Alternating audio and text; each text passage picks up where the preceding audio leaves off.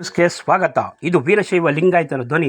ಆತ್ಮೀಯ ಬಂಧುಗಳೇ, ಕಳೆದ 2 ದಿನಗಳಿಂದ ಬೆಂಗಳೂರು ಮಹಾನಗರದಲ್ಲಿ ಬಾಳೆಹೊನ್ನಿನ ರಂಭಾಪುರಿ ಪೀಠದ ಜಗದ್ಗುರುಗಳಾದಂಥ ಡಾಕ್ಟರ್ ಶ್ರೀ ವೀರಸೋಮೇಶ್ವರ ರಾಜಾದೇಶಿಕೇಂದ್ರ ಭಗವತ್ಪಾದರ ಇಷ್ಟಲಿಂಗ ಪೂಜೆ ಹಾಗೂ ಧಾರ್ಮಿಕ ಸಭೆ ಸಮಾರಂಭ ನಡೆಯಿತು. ಇಂದು ಕೊನೆಯ ದಿನವಾದ ಇಂದು ಬೆಳಗ್ಗೆ ಇಷ್ಟಲಿಂಗ ಪೂಜೆಯ ಸಂದರ್ಭದಲ್ಲಿ ಜಗದ್ಗುರುಗಳು ಆಶೀರ್ವಚನ ನೀಡಿದರು ಮತ್ತು ಸಂಜೆಯ ಧಾರ್ಮಿಕ ಸಭೆಯನ್ನು ಬಿಜೆಪಿಯ ರಾಜ್ಯಾಧ್ಯಕ್ಷ ಬಿವೈ ವಿಜಯೇಂದ್ರ ಯಡಿಯೂರಪ್ಪನವರು ಉದ್ಘಾಟಿಸಿದರು.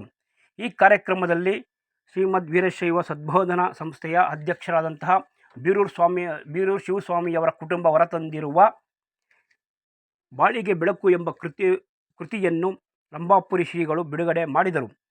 ಹಾಗೂ ಈ ಕಾರ್ಯಕ್ರಮದಲ್ಲಿ ಬಿಬಿಎಂಪಿಯ ಮಾಜಿ ಸದಸ್ಯ ಉಮೇಶ್ ಶೆಟ್ಟಿ, ಯಜಮಾನ್ ನಂಜುಂಡೇಶ್ ಹಾಗೂ ಬಿ ಹರೀಶಾರಾಧ್ಯ ಹಾಗೂ ಸೇರಿದಂತೆ ಹಾಸನ ಬಿಜೆಪಿಯ ಜಿಲ್ಲಾಧ್ಯಕ್ಷ ಸಿದ್ದೇಶ್ ನಾಗೇಂದ್ರರವರು ಉಪಸ್ಥಿತರಿದ್ದರು.